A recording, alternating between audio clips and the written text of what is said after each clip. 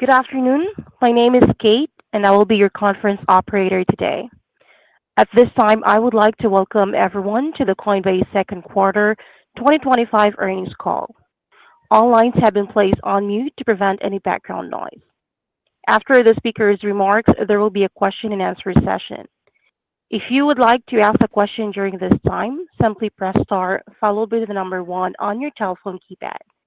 If you would like to withdraw your question, press star one again. Thank you. Anil Gupta, Vice President, Investor Relations, you may begin your conference. Good afternoon, and welcome to the Coinbase second quarter 2025 earnings call. Joining me on today's call are Brian Armstrong, co-founder and CEO, Emily Choi, President and COO, Alicia Haas, CFO, and Paul Graywall, Chief Legal Officer. I hope you've all had the opportunity to read our shareholder letter, which was published earlier today on our Investor Relations website. During today's call, we may make forward-looking statements which may vary materially from actual results. Information concerning risks, uncertainties, and other factors that could cause these results to differ is included in our SEC filings. Our discussion today will also include certain non-GAAP financial measures. Reconciliations to the most directly comparable GAAP financial measures are provided in the shareholder letter on our Investor Relations website. Non-GAAP financial measures should be considered in addition to, not as a substitute for, GAAP measures. We'll start today's call with opening comments from Brian and Alicia, and then take questions from retail shareholders and our research analysts. With that, I'll turn it over to Brian for opening comments. Thanks, Anil. It was another great quarter for Coinbase, and we continue to ship innovative products, drive strong financial performance, and advance regulatory clarity for the industry. Total revenue came in at $1.5 billion, with positive adjusted EBITDA of $512 million, and we now have $9.3 billion in total USD resources, with $1.8 billion in our growing crypto investment portfolio, fueled by weekly Bitcoin purchases. I want to give a quick refresher on why we're here and what we're building toward. Our mission is to increase economic freedom for everyone, everywhere. Crypto is eating financial services, and our goal is to be the #1 financial services platform in the world, across custody, trading, payments, staking, borrowing and lending, and more. Our focus this year is to drive growth in our core businesses, trading and stablecoin payments, and I want to share 3 key areas that we made progress toward those objectives this quarter. First, on trading. We've always believed that every asset class will move on chain. The customers, technology, and regulatory environment are now finally ready for it. People want to invest capital across all asset types, from stocks to commodities to real estate to crypto, including meme coins and the long tail of assets. And even how startups raise money, and all capital formation is going to be rebuilt on chain, where markets are cheaper, faster, global, and open to everyone. So we've been making investments in this area for some time, and our goal is to build what we're calling the everything exchange. Every asset you want to trade in a one-stop shop, all on crypto rails. This means, to start, we're enabling access to millions of spot crypto assets. This is the #1 thing our customers want from us, and in Q2 we hit over 300 total assets listed on our exchange. Next week, we'll be rolling out the next chapter of our asset addition strategy by integrating decentralized exchanges right into the Coinbase app, which will eventually enable access to millions of tokens. Next, it means offering the most global and compliant suite of perpetual futures and options to meet the needs of advanced traders. And we now have a comprehensive derivatives product suite. We recently launched 24/7 trading of Bitcoin and Ethereum contracts, and we launched perpetual style futures in the United States, which hit an all-time high in trading volume this week. Finally, we announced our acquisition of Deribit, the world's leading crypto options exchange with over $30 billion of open interest. And now we're currently working toward launching tokenized equities to meet the moment in this new regulatory environment.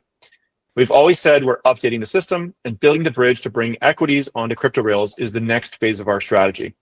We may integrate with traditional brokers as a stepping stone towards this vision to provide liquidity, but we believe tokenized equities are more efficient with global coverage, 24/7 trading, instant settlement, and the ability to offer perpetual futures. The total addressable market for this is massive. Capturing just 3% of equities trading would double the current crypto market. Over time, we'll bring all asset classes on chain, including prediction markets, real-world assets, and more. And we're building on the frontier, committed to doing this in a compliant and trusted way, which we've done for many years, while making it easily accessible to everyone. So that's the everything exchange. Next, let's touch on how we're accelerating crypto utility with our full stack payment solutions. We see payments as the next big use case in crypto and believe that the majority of all payments in the economy will eventually run on stablecoin rails because they are faster, cheaper, and global. Passage of the Genius Act will fuel further innovation and adoption of stablecoins. And we are uniquely positioned because we have both the broadest distribution base for USDC and the best rewards program for customers. We're one of the only companies with a vertically integrated payment stack. This includes USDC, the largest regulated dollar stablecoin, Base, the most popular layer 2 solution on Ethereum, consumer applications and wallets with millions of retail users, and payment APIs to power businesses and developers. Together, these offer a faster, cheaper, and more global payment solution. In Q2, we announced our stablecoin payment APIs, which enable businesses, merchants, and developers to easily accept and pay in stablecoins with partners like Shopify already live in market now. Finally, I'd like to spotlight how we are leveraging our deep experience in building crypto infrastructure to power the next wave of businesses coming into this space. We now have over 240 businesses using our crypto as a service capabilities to power their custody, trading, and payments needs, including BlackRock, PNC, Stripe, and PayPal. We power over 80% of the custody for crypto ETF issuers. And we're a trusted partner to over 150 government agencies and institutions to help manage and safeguard crypto assets with regulated and secure solutions. As the most trusted name in crypto with the longest track record of success, we are the natural partner for any company or government entering this crypto space. So in closing, with regulatory clarity finally emerging, we believe crypto rails are poised to power an increasing share of global GDP and update every aspect of the financial system. And Coinbase is the company best positioned to capitalize on this trend. I'll now turn it over to Alicia. Thanks, Brian. Good afternoon, everyone. We have long said that crypto is not linear on a quarter-to-quarter basis, and Q2 was no exception. Amid lower volatility and non-Bitcoin price headwinds, we were focused on execution. Our business grew stronger as we grew native units across the board in USDC, staking, and custody. We saw all-time highs in derivatives trading volume, quarterly base transaction volume, prime financing average loan balances. And further, we are encouraged by the positive reception for our new products like Coinbase Card, the Base app, US Perpetual Futures, and Coinbase Business. Total revenue was $1.5 billion. Net income was $1.4 billion. Adjusted EBITDA was $512 million, and adjusted net income was $33 million. Let's dive into these results. As typical, all comparisons I'll share are on a quarter-over-quarter basis, unless I note otherwise. Let's start with the market backdrop. Crypto asset volatility declined 16%, despite the average crypto price market cap being roughly flat. We saw shifting macro conditions, including trade policy considerations and recession concerns, impact risk assets broadly, and crypto assets were no exception. We saw a divergence between Bitcoin and everything else, as the average Bitcoin price in the quarter was up 6%, whereas non-Bitcoin asset market cap declined 11%. In the second quarter, the US and global spot markets declined 32% and 31%, respectively. Our total trading volume declined 40%. In March, we made an intentional price change to our stable pairs in our advanced product. This was in our control, and we made a decision to focus on revenue over trading volume. Historically, stable pair trading was a largely zero-fee product for us. When you exclude the impact of the lower stable pair volume, our total trading volume was more similar to the overall spot markets. Our consumer spot trading volume was $43 billion, down 45%, and consumer trading revenue was $650 million, down 41%. In the quarter, we saw consumer spot volume shift towards simple as opposed to advanced, given the lower volatility environment. Institutional spot trading volume was $194 billion, down 38%. Institutional transaction revenue was $61 million, also down 38%. In the last quarter, I mentioned that we expected $30 to $40 million of impact in our Q2 institutional transaction revenue due to increased investments in incentives and rebates programs that we intended to drive liquidity and market share in our derivatives products. We did make this Q2 investment. However, this ended up being recorded as a transaction expense due to the incentive program's design and the client activity mix. Now turning to subscriptions and services revenues of $656 million. As I mentioned earlier, across the board, we saw native unit balance growth, including average USDC in our products, growth in staking native units, and custodied assets. We also saw all-time high loan balances in prime financing.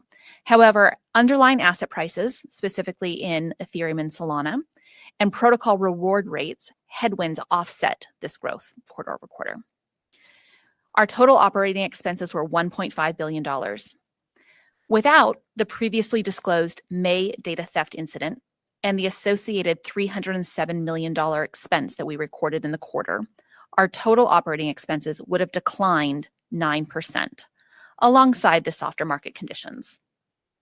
We ended the quarter with just under 4,300 full-time employees, which was up 8%. I would like to draw your attention to some specific events that materially impacted our GAAP profitability results this quarter. First, a $307 million expense from the data theft incident I just mentioned.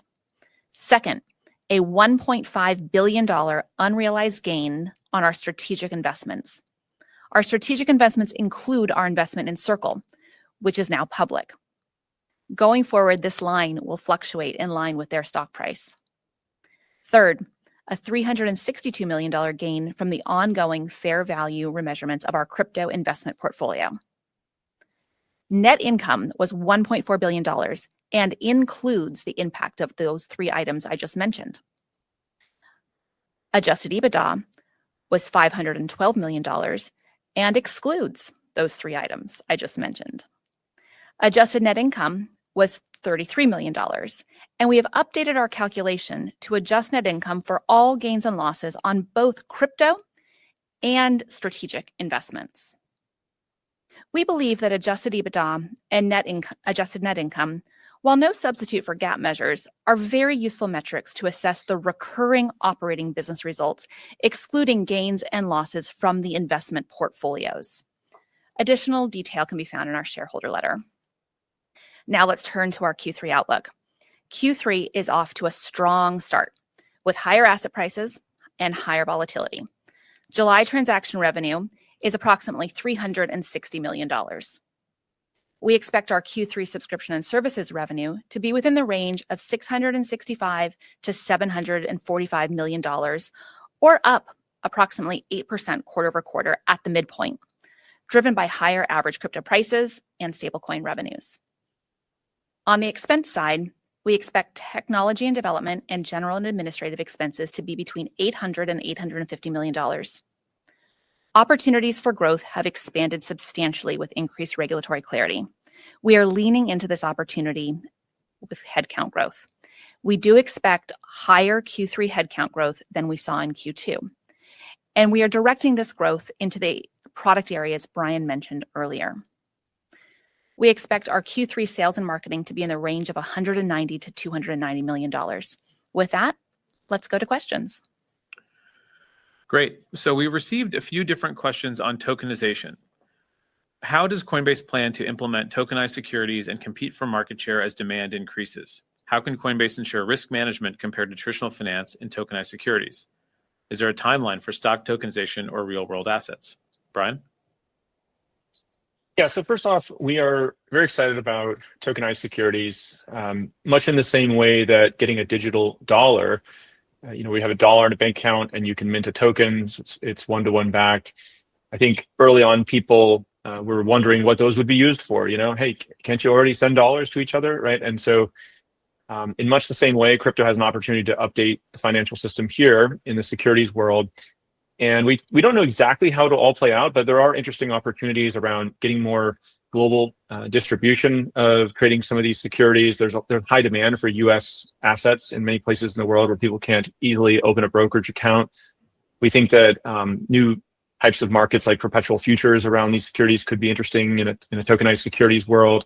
Obviously, real-time settlement, 24/7 trading, fractional shares. There could be novel forms of voting and governance that happen on chain. It's really hard to say where this will go, but we think that ultimately getting these assets tokenized on chain is going to unlock a lot of value.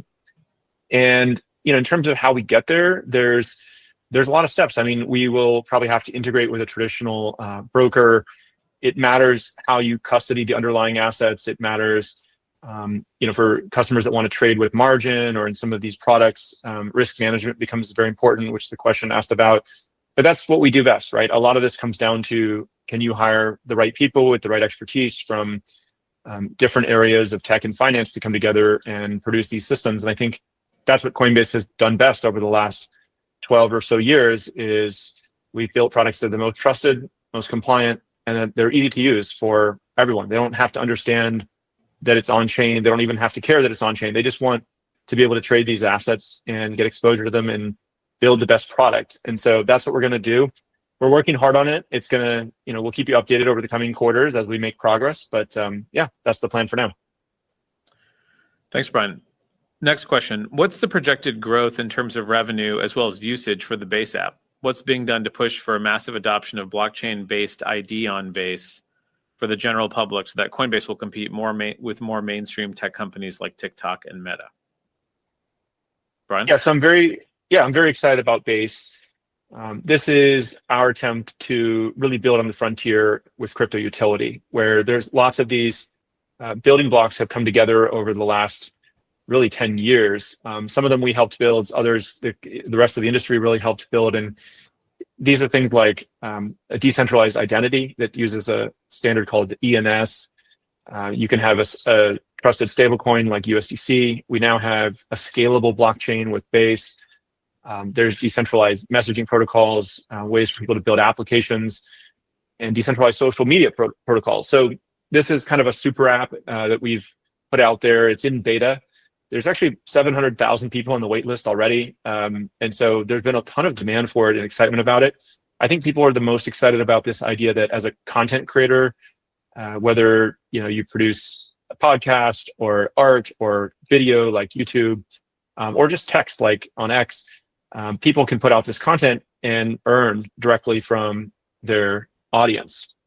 That's a big deal. It kind of changes the traditional business model of the internet that was more ad-based, because now the internet has a native money layer. And so, our goal is to get eventually 1 billion people on chain. I think self-custodial wallets like Base and these new applications that we're building on top of it can really help us achieve that goal. But it's going to be a long journey. And blockchain-based IDs like a base name, which every user who signs up gets a free base name using the ENS protocol. They control that name. They control all the data and information associated with it. It's not controlled by a big tech company. And so that is a new model that I think a lot of consumers out there are interested in, and content creators as well.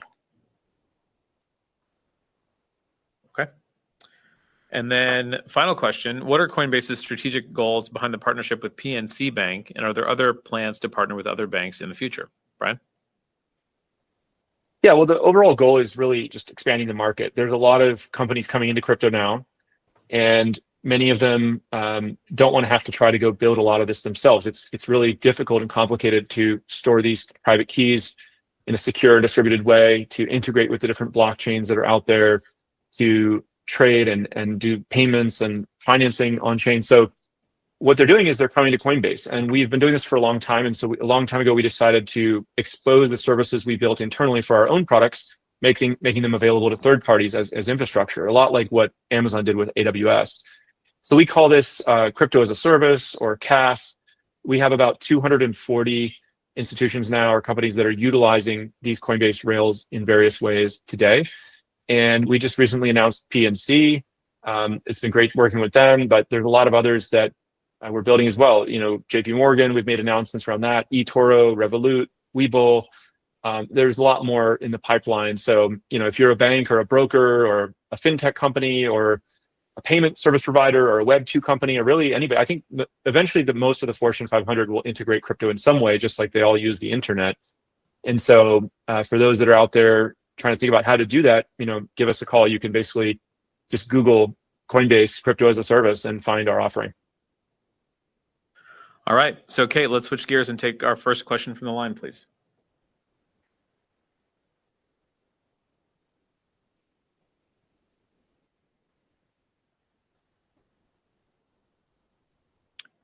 Kate, let's take our first question, please.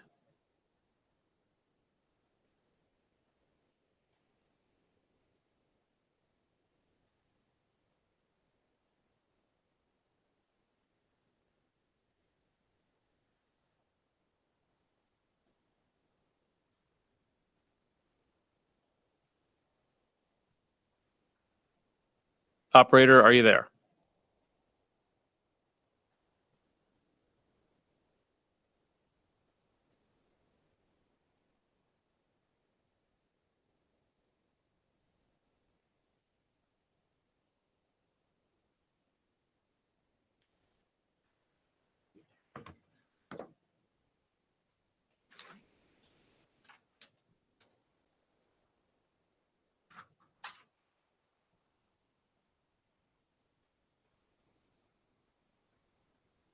While we're waiting for the operator to join, Brian, maybe I could ask you another question. Sounds good. Let's do it. Brian, I think that probably our investors are really curious about stablecoins and our payments stack, given the Clarity Act, given the number of new market participants. Share with me who we think the target customers are, how we think we will differentiate in the market, and are we looking to disrupt Western Union? Are we looking to disrupt Visa? Are we looking to disrupt the bank? Like, how do you want to think about our product stack going against other payment products in the market? Yeah. Well, payments is a big category, right? There's merchant payments, there's e-commerce, there's peer-to-peer payments. One of the biggest areas that we're focused on first is really around B2B payments. A lot of this is cross-border. We think that actually cross-border payments is about a $40 trillion opportunity. B2B is 75% of that. And stablecoins have already started to see some adoption here in product market fit. I'd say there's about $100 billion of stablecoin volume now annually, up from about 0 2 years ago. So it's growing very quickly. And so as we go to market, we're kind of really relying on this full stack that we've put together. Again, I sort of mentioned this in my opening comments, but we have Base, which is the most popular layer 2 solution. You can now do fast, like under 1 second, under 1 cent, anywhere in the world, payments on Base. It's really performant. We have USDC via our partnership with Circle, which is the most trusted regulated US stablecoin. And then we also have these payment APIs we've built for businesses and developers, and we have consumers as well with a lot of crypto in their wallet that they want to go spend in the Coinbase app, now the Base app, even with Coinbase Card, these things we've put out. So I think we're really one of the only companies in the world that has this kind of full stack that we're putting together to try to ignite this. And so lots of companies have been reaching out and asking about how they can make their B2B payments better and faster and cheaper and more global. So yeah, and we announced some of these already with Shopify and others, but there'll be more coming in the pipeline. It's really a big area of growth and focus for us right now. All right, thanks, Brian. So we're having a little bit of a technical issue. I would ask analysts who wanted to ask a question to please just email us directly and we'll read them on your behalf. The first one I'll read is from Ken Worthington at JP Morgan, who wants to dig into payments and the role Coinbase sees for itself in payments over time. There were 2 big announcements in the quarter, Shopify and Commerce. Are you looking to build an alternative network to Visa and MasterCard that ultimately is open to all? Or are you looking to create use cases for Coinbase customers, such as the Coinbase credit card as an example? Does it make sense to have both, but ultimately, which is your focus? Is the monetization feature for payments transaction fees or USDC payments from Circle? Or is Coinbase ultimately in a position to be able to collect both? Yeah. Sorry. Oh, no, it's a great follow-on to Alicia's question, actually. And she asked part of this as well that I didn't fully answer. But yeah, I think so. Look, Coinbase is not really competing with Visa and MasterCard. We actually partner with them in many ways on the cards that we put out there. But I do think that decentralized protocols are competing with them, right? I think that an open standard is actually more efficient and fair.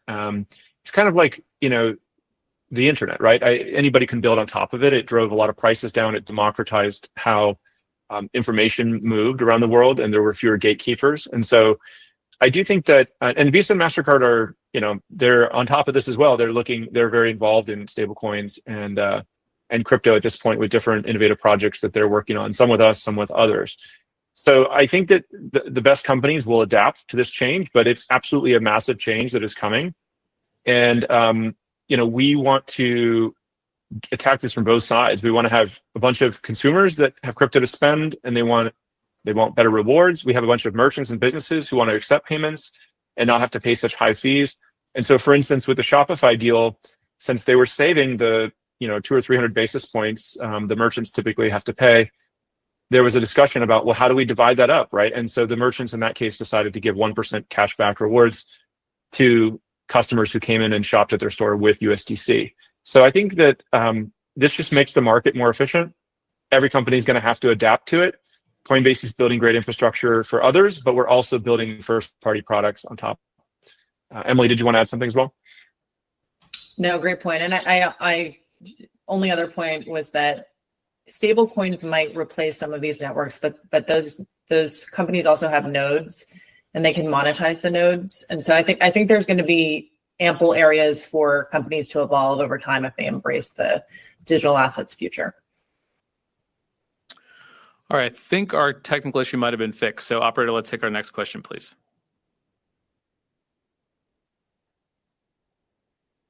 Oppenheimer, your line is open.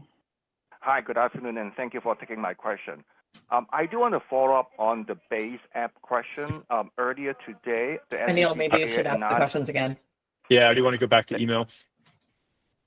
Oh, can you hear me? Sorry. We can hear the question, Owen. Please continue. Okay, so earlier today, the SEC chair announced the launch of Project Crypto, which allows the innovation with super app with a single license. Could you please talk about that potential license, why there isn't a super app in the US, and why you think Base app can do it? Thanks. Yes. So the question for those who may or may not been able to hear was earlier today, Chair Atkins at the SEC announced a single license.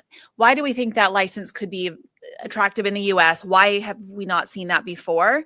Paul, maybe you can talk a little bit about Chair Atkins' announcement today and what we think the opportunity is. Sure. Well, just to take a step back, I think Chair Atkins' speech was remarkable for many reasons. I'll just encourage everyone listening to read it and to understand that we have a very different environment, not only at the SEC, but across the U.S. federal government in ways that were largely unimaginable just a short while ago. On the issue of licensure, I think the advantages for many companies, not just Coinbase, are fairly straightforward. First and foremost, a single license obviously limits the compliance costs and operational costs associated with a myriad of licenses, particularly in terms of supervisory examinations and oversight that come with a portfolio of licenses would otherwise be required. But I think the second reason is also worth noting why we see great reason for hope in what Chair Atkins rolled out and announced.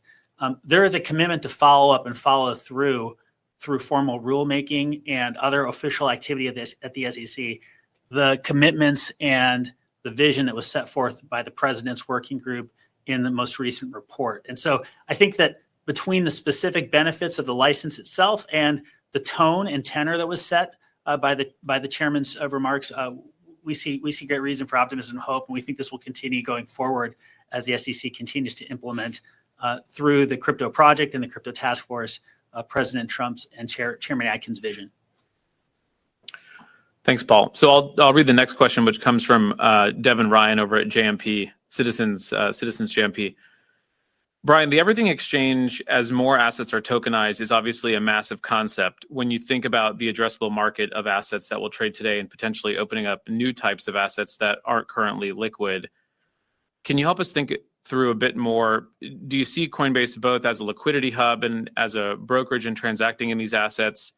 Maybe you can play a role in helping product manufacturers tokenize. There will be custody, lending, et cetera. Can you talk about the areas where you think Coinbase will participate in the revenue streams? And can you give us any sense of timing in terms of when you hope to be up and running with tokenized equities? Thanks. Yeah, so thanks for the interest on the Everything Exchange. It's definitely an exciting vision we're moving toward, and I think that Coinbase can operate in a couple different pieces of this stack. So one of it is really owning, the brokerage front end relationship, the direct relationship with the customer who's coming into trade, right? Whether that's simple retail traders, advanced traders, institutions in Coinbase Prime, or even folks just connecting in via API and creating via third-party interfaces. We also operate centralized exchanges themselves, right? And there's some of these trades are going to be happening on centralized exchanges. Some of them are going to be happening on decentralized exchanges. And I think the customer actually doesn't really need to know or care which one it's happening on underneath. They just kind of want their order routed to the best place. So we have investments in some decentralized exchanges. We have centralized exchanges that we operate as well. So those are another piece of the stack. And then we are getting a lot of, your question alluded to this, we're getting a lot of companies reaching out to us now and saying, Coinbase, we'd love your help in doing a primary offering, right? Or helping raise money. It could be for an investment fund. It could be for a real estate project. It could be for a tech startup. It could be for a film they want to produce. I mean, there's a lot of inbound interest right now. And so working with the SEC crypto task force and this new permissive regulatory environment that we're in, I think there is an opportunity for us to go and help clients form capital and raise money, right? And do this in a crypto native way that's more efficient. So we're looking into all of those. In terms of timeline, we're working hard at this. We want to do it the right way, the trusted way. Nobody has really launched tokenized securities yet. There's a lot of work to do it the right way, but that's kind of what we're known for. And so we're working hard on it. We'll keep you updated on the coming quarters as we make progress. All right, next question is from John Tadero at Needham. So drilling more into the USDC, specifically USDC on the Coinbase platform, where do you see potential upside? Beyond retail and institutional holdings of USDC on the platform, do you see banks, neobanks, remittance company integrations, and would those count as USDC on the Coinbase platform? Maybe I'll start with this one. So we monetize USDC through both balances on our platform, but we also benefit by USDC out in the ecosystem. We shared in our shareholder letter a waterfall that gives the illustrative breakdown of revenue and our participation in the USDC revenue. The goal of bringing more distribution partners, enabling banks, neobanks, remittance companies, fintechs, corporates, is that it grows overall USDC adoption. It creates interoperability and it drives overall network effect. And we and Circle are both incentivized to bring more partners on. Some of those balances will be on our platform and then we'll monetize those directly. But more USDC drives also the possibility of more off-platform USDC, in which we also benefit and get 50% of that revenue. We want everyone to be able to participate economically in this. And so we do have rewards programs that we offer for companies that participate through our platform. And we think that's an attractive way to grow more distribution partners, is to be able to share in the economics. Yeah, I think I'll just add that we believe stablecoins have a network effect. So sometimes people are just holding a dollar balance in let's say their own brokerage account or something like that, and they want to earn rewards. That's great. But as payments have now started to really take off, payments are truly a network effect business, right? It's better if the sender and the recipient both want to use the same stablecoin and actually the same underlying payment rail, whether it's Base, in this case, or something else. And so, it's always been kind of hypothetically possible to do an instant exchange under like an FX type transaction, but in practice, the user interface is more complicated. Customers don't want to pay the small FX fee, and so we actually think that there is a network effect, and we'll see more consolidation. And USDC is the largest regulated stablecoin for dollars. Dollars are the majority of all the stablecoins are backed by dollars now. So, and it's sharing economics with partners who are coming into the space. And so we think that USDC has a good chance to win that network effect. Next question is from Ben Budish at Barclays. Can you talk more about the payments monetization model? Is this just about proliferating stablecoins, or are there other transaction-based fees like on Base? Are there subscription fees, et cetera? Yeah, so in part it does help with our stablecoin business today in terms of on-platform USDT balances that we earn we earn the revenue from. So that is good. But I think payments will also monetize directly, and it can do that in a few ways. Businesses are used to paying high fees, frankly, to complete these payments, and so we could come in vastly lower, and I think still have a very good business model there. Also, any of these transactions that take place on Base, there is a small sequencer fee that they'll earn for that, and in the future, really Base is decentralizing, so any partner who wants to run a Base validator would earn sequencer fees on that as well. So I think payment business models have been pretty easy to monetize over time. The difference here is I think the cost of these payments should really come down by an order of magnitude or so, maybe two orders of magnitude, and payments should get a lot lower friction in the economy. Next question is from Alex Markgraf at KeyBank. There's been some key bank partnerships, PNC and JP Morgan. How do we think about the economics and the revenue generation here? Can you discuss a bit about which party ultimately controls the user experience and the scope of Coinbase services, the accessibility of that? And then just any thoughts on timing of ramp for these types of services? Thanks. Well, I can touch on the user experience, and then I don't know if Alicia, I don't think there's anything we shared directly on the monetization here to break it out. But in terms of the user experience, this is fully in the customer's hands, and in this case, PNC or JP Morgan. So we're intending this to be an entirely white labeled solution. It's truly infrastructure. It's kind of like they're using AWS to build in the cloud. That's a great subscription revenue business for us, but we're not trying to inject the Coinbase brand into any of their products. And so, they'll fully control the user experience in that case. We control it on our own platform, of course. But these are exciting opportunities. I think there's more and more we can do with these partners over time, because it really is a one-stop shop, right? Like in many cases, they may come in and say, all right, we just want to do payouts to developers or content creators around the world. And we say, great, we can offer you that. And then, a few months later, they'll say, well, we also want custody. Can you create these wallets for our users? Can you allow them to earn rewards on their USDC balances? Can you allow them to create hold other types of crypto? And so we really want to make this a one-stop shop solution, this crypto as a service product that we're offering out there, and they can choose whatever pieces they want, Lego pieces off the buffet menu to mix metaphors, just like AWS or something like that, and craft it to their needs. Alicia, did you want to say anything about monetization on those? The only thing I'll add is that you'll see these monetized mostly through our existing products. And so we expect over time, as these integrations are established, that could lead to more trading volume in our institutional business. It could lead to more assets under custody. And so there won't be a unique line item that you'll see in our P&L. It'll be growth in existing line items. We'll take the next question from James Yarrow at Goldman Sachs. Could you help us think about the interest-bearing dynamics within stablecoins? The Genius Act does not permit it, but rewards appear permitted. How do you think about the evolution of yield on stablecoins?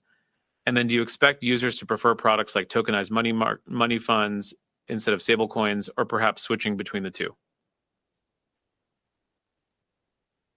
I'll start. So the rewards program that we offer for Coinbase holders who use USDC on our platform is integrated for the value that customer brings to our platform. When users hold USDC, we see that they tend to trade more. We see them engage with other products and services. So the programs that we offer are similar to marketing programs or loyalty programs for engagement and use of all of our products and services. When we then talk about how does a stablecoin differ from a tokenized money market or a tokenized deposit account, I do believe over time that if the utility is equal, users will not be as tied to what the nature of the asset is. What they want is utility. They want the network effect. They want to find the asset that most merchants will accept and that most of the payment parties that which they engage with will accept. And that is why we are so focused, as Brian has mentioned in his previous comments, of driving adoption of USDC, driving network effect, bringing on more distribution partners to provide the highest level of utility for our users. Yeah, just to reinforce that, in the Genius Act, there is a prohibition by the issuer of stablecoins on paying interest and yield. First, we are not the issuer. And second, we don't pay interest and yield, we pay rewards, as Alicia mentioned. And so long story short is we plan to continue to pay rewards to our customers, which are very competitive. We think it's a differentiated product, and it's a major reason that people come and store their funds with Coinbase. Next question is from Patrick Moley at Piper Sandler. Can you discuss the economics behind adding decentralized exchanges to the platform? How will you monetize this? And what's the risk that adding these linkages will cannibalize your own retail exchange volumes? Yeah, I can touch on that, and then anybody feel free to jump in. So the first way that we monetize is just like on a centralized exchange. The brokerage layer, if you want to call it that, has a fee, a trading fee, and I expect those to be similar, if not even a little higher sometimes, in terms of monetization. And then the actual order, instead of being routed to an centralized exchange, is in this case routed to a decentralized exchange. In some cases, we have investments in some of those decentralized exchanges. As the name would suggest, they are not owned by any one company. So it's not like we actually would not want to own the entire thing. It would not be decentralized in that case. So in some cases, we have investments in these decentralized exchanges. And then if the decentralized exchange is running on Base, we may earn a sequencer fee for that as well. But I'd say the majority of the monetization, is probably at the brokerage layer for that. So Alicia, anything you want to add? No, I think that's exactly right. Our next question is from Bo Pei at US Tiger. You launched the broadest suite of CFTC regulated crypto perpetuals in the US. What does the early traction look like, and when do you expect this business to become a material revenue contributor?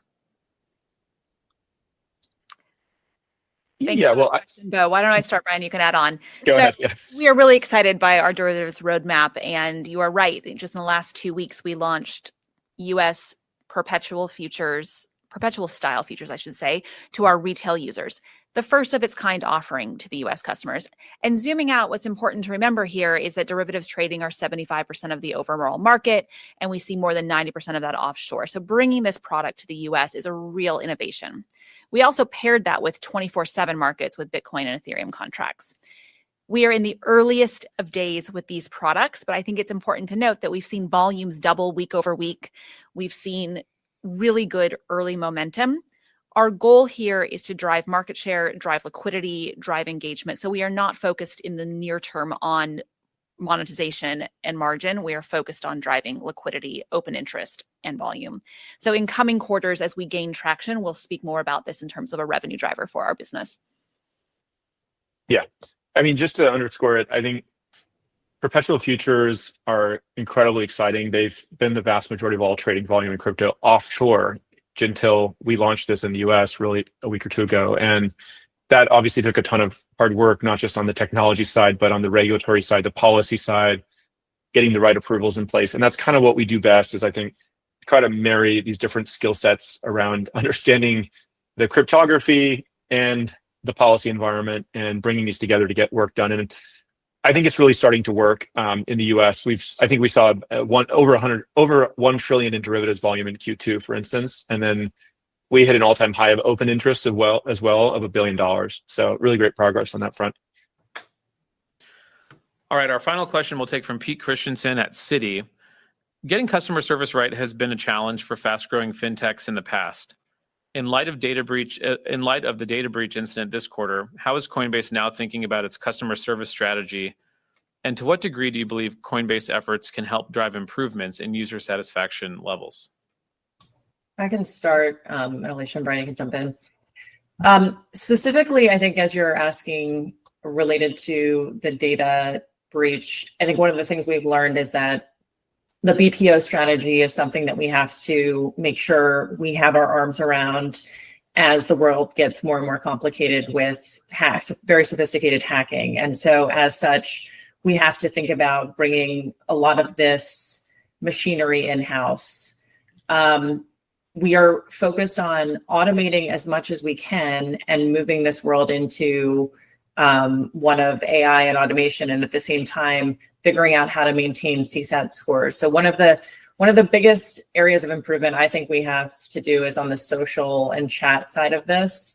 I think we actually do a really good job in terms of response times. The inquiries tend to be quite complex, which is why we're in that early stage of making sure the automation actually produces a delightful result for the user. But I'd say the big takeaway I would have from the data breach was how can we make sure that we have quality checks, make sure that there's somebody ensuring that the CX agents aren't able to be approached in a way that they were with the BPOs. Alicia, anything to add on that? No, I would say that we are hardening our systems. We are making large investments in our platform to continue to be driving value to our customers in terms of security of their data and their assets. So Yeah, the only thing I'll add too is we did just open an office in Charlotte, North Carolina to expand our onshore customer support facilities, which was great. And we also put out a $25 million bounty for information leading to the arrest of these threat actors. So that's been a great experience kind of working with law enforcement, which will hopefully produce some results in this case and a deterrent for future cases.